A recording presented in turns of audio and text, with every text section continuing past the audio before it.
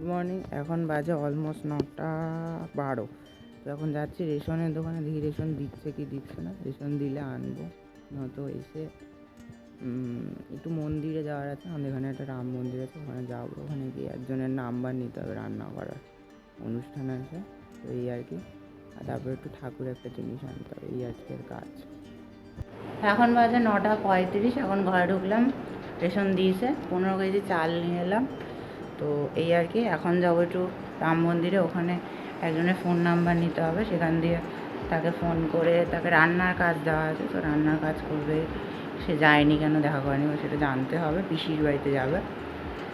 আর ঠাকুরের একটা ইয়ে ছিল, কি বলে, কলকে, তো ওটা ভেঙে গেছে, ওটা আনতে হবে। তো এই আর কি। এখন অলমোস্ট 10:40 বাজে। তো এলাম মন্দির দিয়ে, আর ঠাকুরের কী স্বর্ণ কলকে না কী জিনিস, ওটা একটা নিয়ে এলাম। মন্দিরে একটু ঝামেলা হয়ে গেছিলো, আমার সাথে একজন বয়স্ক মহিলা বসেছিলেন। তো আমার পিসির লাগবে হচ্ছে গিয়ে একজন রাঁধুনি, ঠিক আছে। তো সেই রাঁধুনির নাম ছিল কণিকা। তো কণিকার কথা জিজ্ঞেস করা হলো, কণিকা দিদার কথা জিজ্ঞেস করা, ওনারা বললেন না এখানে এরকম কেউ কাজ করে না। তো আমি বললাম যে আপনাদের এখানে রাঁধুনি কাজ করে, এরকম কারো নাম্বার দিন বা চেনাশোনা থাকলে একটু কথা বলিয়ে দিন। তো বললো না, আমাদের তো এরকম এক এক দিন এক একজন রান্না করে ভোগের, তো সেরকম কারো নাম্বার নেই। তো আমি বললাম যে আপনাদের এখানে যখন বড় কোনো অনুষ্ঠান হয় তখন রাস্তা দিয়ে যাকে তাকে রাঁধুনি তুলে নিয়ে রান্না করি না? বললো না, তার জন্য চেনা বেশ কয়েকজন আছে, তাদেরকে বলা হয়, তারা এসে রান্না করে দেবে। আমি বললাম যে তাদের একজনের নাম্বার দিন। বলছে না, তুমি বেরিয়ে যাও ওখান থেকে, তোমার সাথে আমি কথা বলতে চাইছি না। আমি ভদ্রভাবেই বলেছিলাম। তো এরম বললো। তো তখন আমার মাথাটা একটু গরম হয়ে গেছে। আমি বলেছিলাম যে আপনি নাম্বার কেন দেবেন না? আপনারা কি মনে করেন যে শুধু মন্দিরে আপনাদের চেনাশোনা লোকেদের রান্না করালে আপনারা বড় পুণ্য অর্জন করে নেবেন? আপনাদের চেনা একজন কাজ করে যে রান্নার, তাকে অন্য বাড়িতে গিয়ে রান্না করলে তাকে তো সঠিক পারিশ্রমিক দেওয়া হবে, এবং সেখানে তার বাড়ির পুজোটাও ঠিক করে করতে পারবে। তো তাতে কি আপনাদের খুব ক্ষতি হয়ে যাবে? তো এই কথাটা ওনার খুব খারাপ লেগেছে। তারপরে আর উনি কিছু বলেননি, আর আমিও কিছু না বলে চলে এসেছি। তো এই আর কি। ব্যবহার খুব একটা ভালো ছিল না, বয়স্ক মহিলা ছিল, কি বলবো। এই আর কি। ওনারা কি মনে করেন নিজেদের কে জানে।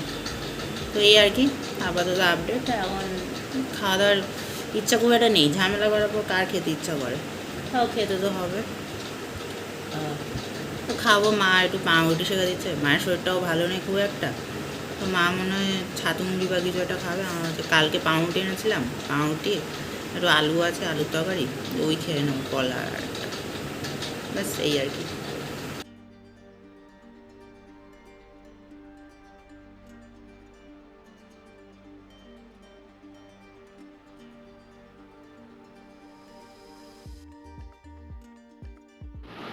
এখন বাজে 2:45। লাঞ্চ করতে বসছি।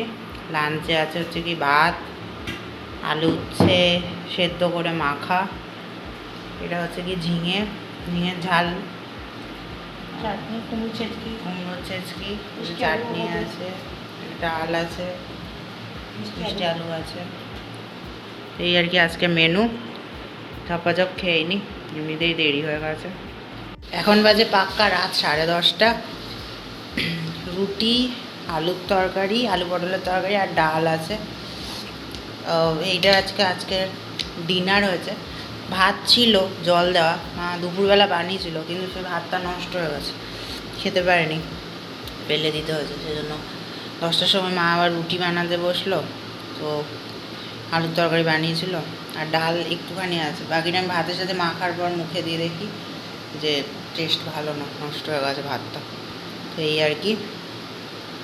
তো রাতে এটাই খাবো, আর হয়তো দই খাবো, আর মাও রুটি তরকারি খাচ্ছে।